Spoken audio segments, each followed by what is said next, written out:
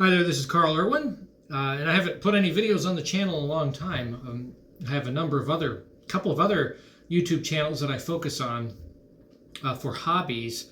One of them is for music, and the other one is for close-up magic, which is another hobby of mine. And I used to, a few years ago, I was posting a couple of videos comparing drum corps shows and just addressing some of the issues related to the perspectives of 2 decades ago, 20 years ago, 30 years ago, and the current iteration of drum corps. And mostly the focus of those videos was to talk about how drum corps has not changed really in terms of the difficulty of the activity and the considerations in writing.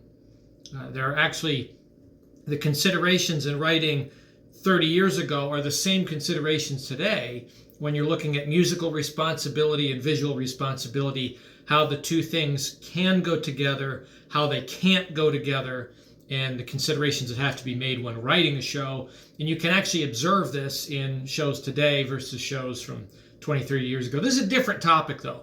We're going to talk about slotting. Slotting. It came up in the DCP forum again because it never goes away. And the question was, does it exist? Is there any evidence that slotting exists? And I have my feeling on this. First of all, my question is, what in the world are you talking about? Because when people say slotting in drum corps fans, by the way, this is a drum corps fan thing. This is not really a performer thing.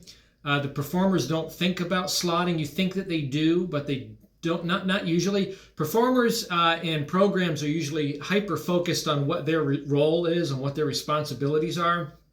They don't really look at it very politically. Most drum corps, at least healthy programs, their goal is to beat themselves, not really to beat someone else. It's not like there's a lot of analysis going on there where drum corps staff is looking at another drum corps, trying to figure out what is their secret sauce and coming up with a way in real time to defeat them. Now, competitively, drum corps organizations do, of course, make decisions, calculated decisions to be competitively effective and to contend and to be successful in competition. A lot of drum corps will have a vision to fit into a particular tier of competition, which is really where this topic of slotting comes in. And whenever an organization chooses to do so, it's always obvious. There's never an organization, I think, that makes a choice, a calculated program choice to contend in a particular tier, whatever that means. I mean, we kind of have these artificial understandings of what tiers are, but really those things show up based on whatever the drum corps do, and you just see the spreads between different groups, and thereby we create tiers. Year to year to year. Usually there's 3 or 4 tiers that we kind of think about. There's probably more than that because, as you know, traditionally the lineup in terms of competition doesn't change very much from the beginning of the season to the end. There's a few movements, but kind of what you see at the beginning usually stays the same until the end, with a few exceptions in there. And that brings us to this idea of slotting. So usually when someone says slotting, what they're talking about usually is the concept of having tiers and the assumption that groups that are within tiers cannot, no matter what they do, cannot skip to another tier. Now, what's really curious about this is that a lot of the drum corps that are successful, with the exception of the Blue Devils are the singular exception, really, to this. The drum corps that are successful now, 20 years ago, were not contending drum corps at all. In fact, if you look at the top ones right now, you have Blue Devils, you have Blue Coats, Carolina Crown, and the Boston Crusaders. All three of these drum corps, as of 20 years ago, some of them weren't even necessarily guaranteed to get into finals.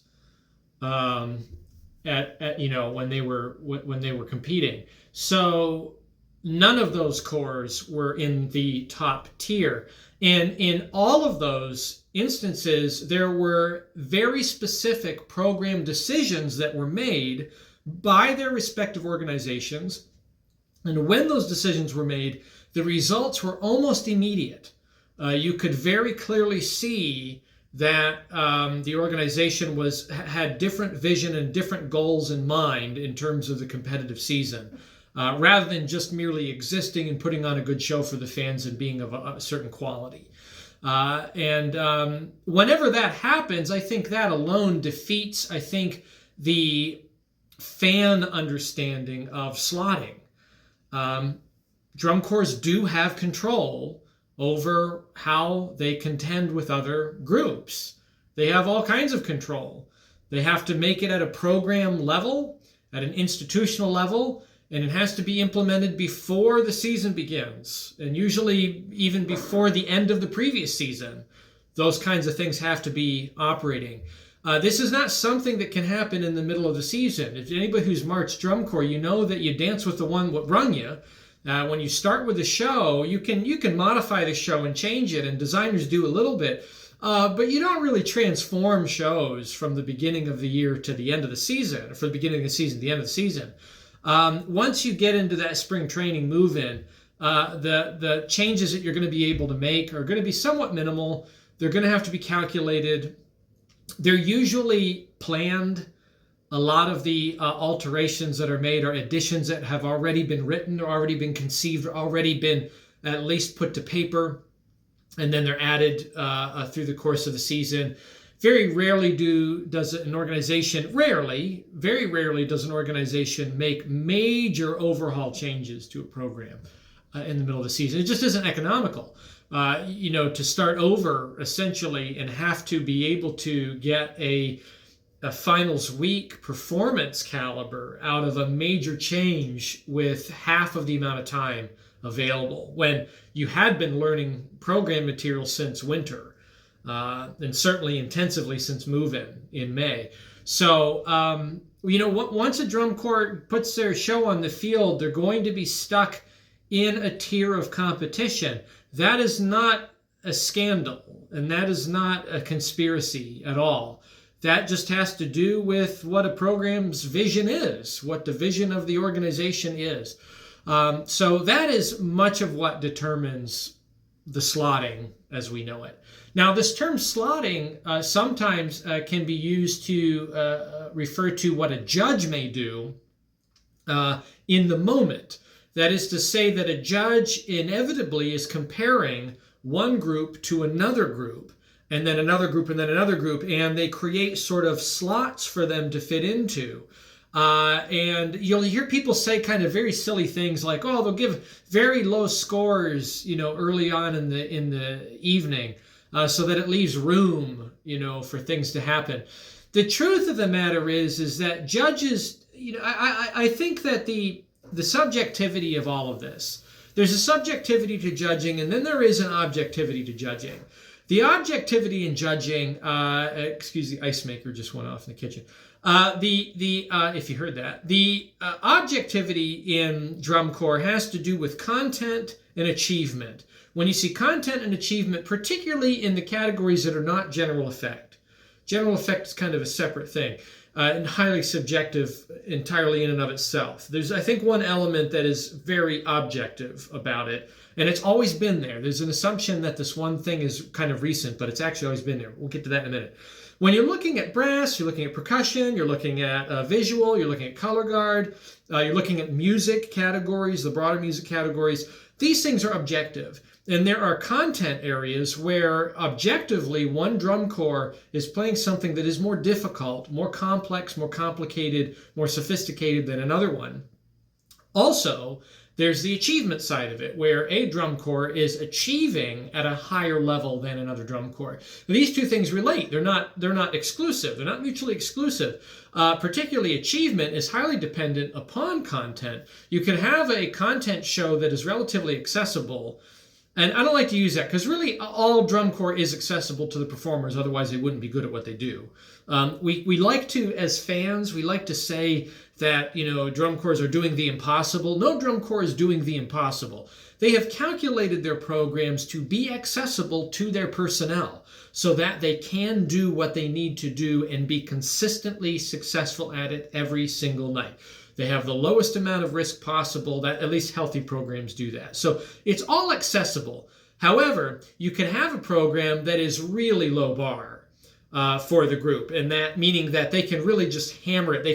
They can get very high achievement on a subpar content for their talent base, right? And in this situation, you'll have a content score that might be relatively low, and then you'll have an achievement score that outscores the content. This is not a place you typically want to be particularly early in the season. When you get to the end, it's not so much of a big deal. And even this calculation is not perfect, but this is just kind of the philosophy that programs try to live by. They want to write a content that requires them to achieve gradually through the year until the content and achievement scores match each other and they're as high as they can get them. So there needs to be an accessible program, but yet a challenging program that they can aspire to achieve to and then get those to match up. So you can see that you could have a somewhat low achievement or low content score for the capability of the group, and then they overachieve on the content. And that score really can't be pulled up any higher because the content score is what it is compared to others. Now, there is a comparison between drum corps, isn't there? And there's even a comparison night to night to night. There is an assumption that drum corps scores should not go down as you progress through the season. I find this to be very arbitrary, philosophically arbitrary. I think that is something that judges try to do, but if we're really honest with each other, a drum corps one night to the next is not going to be significantly better. Even a performance from the beginning of the week to the end of the week, there may be elements that improve, but overall, to improve as significantly as the scores inflate, I think is a bit erroneous. There are some drum corps right now that come out that look like finals week. I mean, they're achieving very, very high. We like to talk about dirt and how this drum corps is so dirty and that drum line is so dirty and there's a bunch of dirt that they've got to get out of it.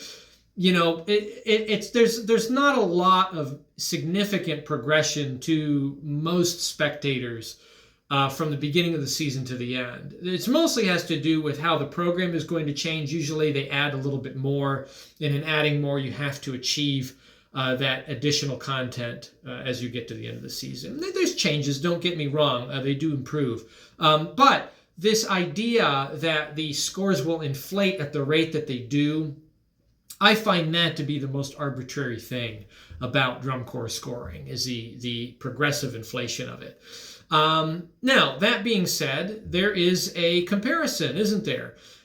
Drum corps judges, any judges who are kind of prepared and trained in what they're doing, they should be able to recognize what an appropriate score is from a group at an appropriate point in time, given their performance, the content and the achievement. So when you look at the scores at the beginning where, the inevitable champion, whoever that might be, is scoring in the mid to high 70s at the beginning of the season, the judge knows that is the bar in terms of the score. And they also know, in comparison, what a champion looks like on a given night. It doesn't matter if the Blue Devils go first or last. Let's use a better example, because the Blue Devils have won so much. I think there can be this assumption in this conspiracy of slotting that they just will always be on the top, right? That's kind of the theory. But let's take someone like the Cavaliers are a really good example, because they've been kind of up really high 20 years ago, and now they're more middle of the pack. And they've been fairly low even not too long ago. So it's hard to know where they're going to come out. If a judge sees the Cavaliers on night one perform a show that is capable of winning against the Blue Devils and what we expect from them, they will know it. They will know it. They're not blind. I mean, everybody will know it. Like I said, a drum corps that makes program decisions ahead of the season will inevitably get a payoff when the season starts. Okay, that always happens. When the Bluecoats made those decisions, there was a very significant jump in their placement and scoring. When the Boston Crusaders, at a couple different times in their history, made these decisions, there was a significant jump. Carolina Crown, there's a jump. And you usually see a very consistent drive going up when programs start to make these decisions. Likewise, there's a decline. Usually there's a quick jump down when a program suffers bad decision making, and then usually there is a decline that happens over time. You can observe this, I think, when you look at the long game. So a judge knows what that looks like, and it doesn't matter who does it. If the Blue Stars show up and they give a content and an achievement that deserves a contending status on night one because they've made program decisions, there's nothing that will stop a judge from giving them that score. Their name, Blue Stars, will not restrict the judge from giving them the score that they deserve. The fact is that those kinds of program changes are rare. They don't happen very often. Like I said, because it usually takes time to get the talent base that you need to achieve high on high content. It's rare that you'll see that. Now, it could be much more likely that you would see a group like the Cavaliers or Santa Clara Vanguard, who are a little bit more middle tier at the moment, especially with Vanguard having been out for a year. But given their history and the draw that they have for talent, just by name recognition only, it's more likely that you would see, Santa Clara Vanguard next year come out with a contending show. Now, there is a certain probability to that happening. Less probable for some other drum corps that don't necessarily have that history and name recognition to get contending talent. So, is there slotting in this respect? Well, if a judge comes out and they award what they feel is a contending number, and then later in the evening someone else shows up and they are better, this is where slotting matters in practice, and it's actually very important, because I would expect that judge to say, I gave this score to that group.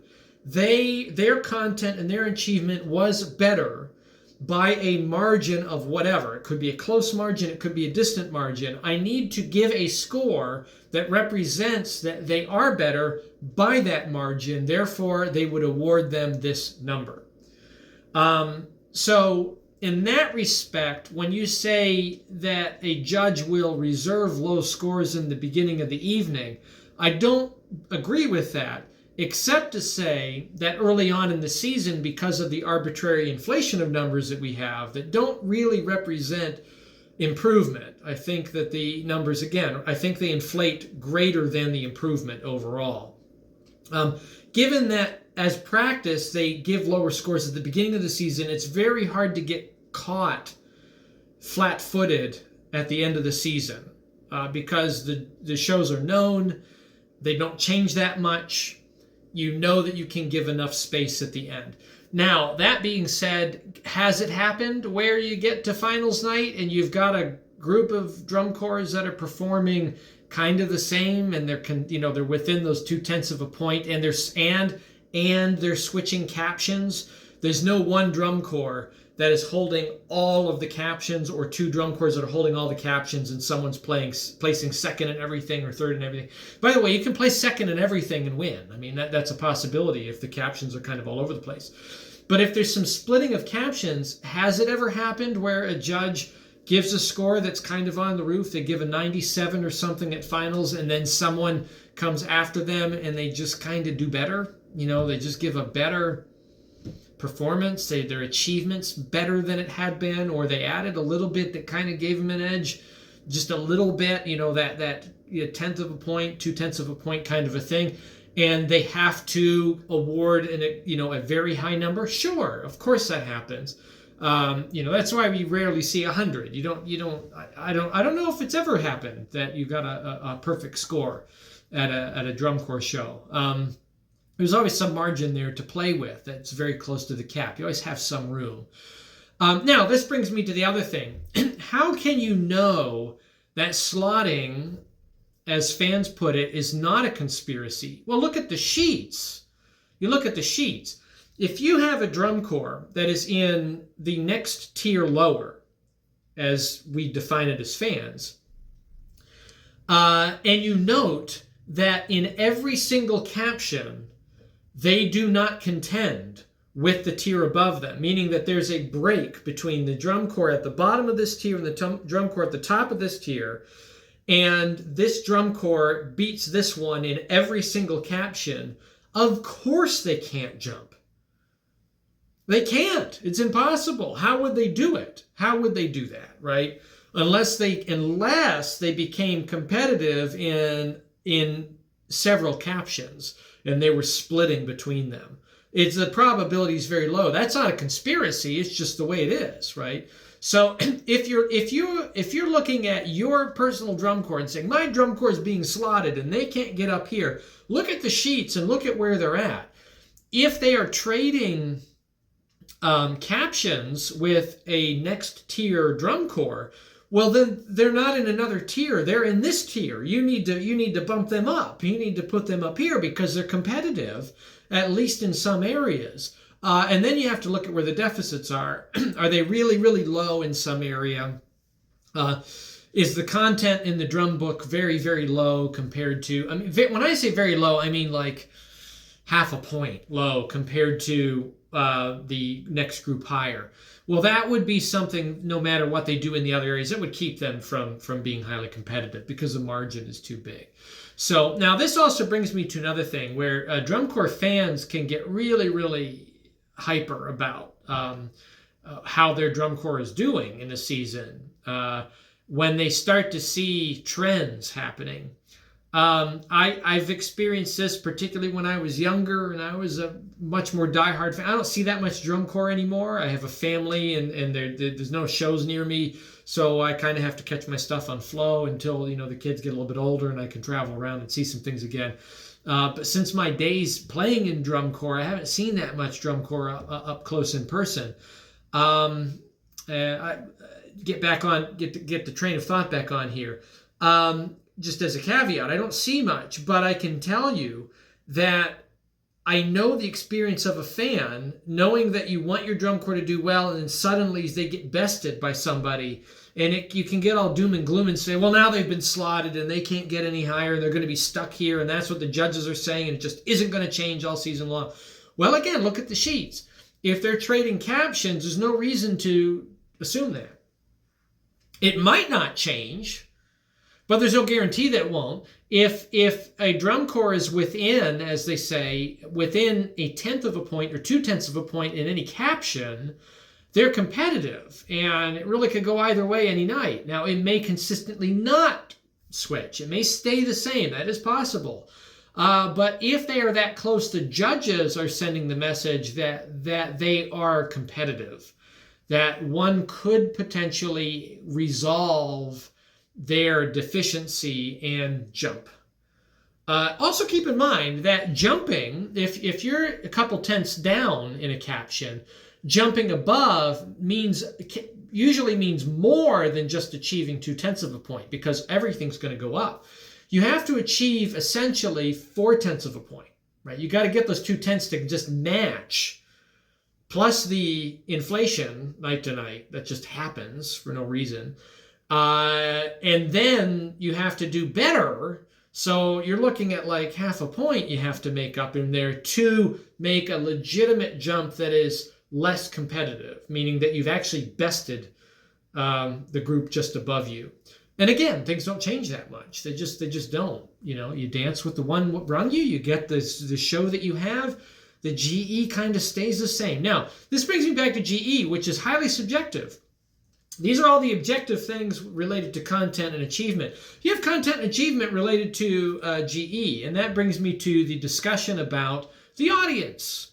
What role does the audience play? And I hear some people say, well, the audience shouldn't play any role in it at all. This should be just the judges dealing with it.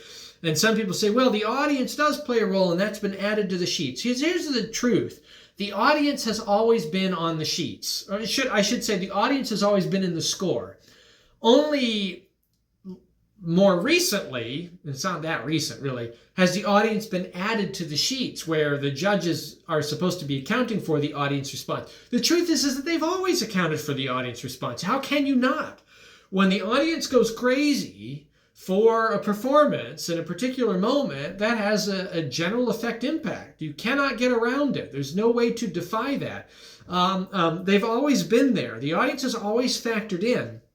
When DCI decided to put that into the sheets, into general effect, what they were doing is they were merely acknowledging out in the open that to the fan base that, yes, you do matter. You do matter. You've always mattered, but we're going to legitimize this and put you on there so that you know that you matter and you're being accounted for. But really think about it. There's never been a winning show where the fans didn't go bonkers. I mean, there's just never been, even the very esoteric ones. And the reason why fans go bonkers at Drum Corps is the reasons are many. It's not merely just because the shows are flatly entertaining. And I mean like the Madison Scouts in the 1990s entertaining. Okay, it's not just that. It's more than that. When a group performs at a high level, that in and of itself is entertaining. And the fans know this. The fans are usually musicians. They're band kids and they're band parents and they're former members. They're people who have done this and know something about music and they know something about the activity. They know something about the design. They're fans themselves. So when they see a drum corps achieving at a high level in various captions, they respond.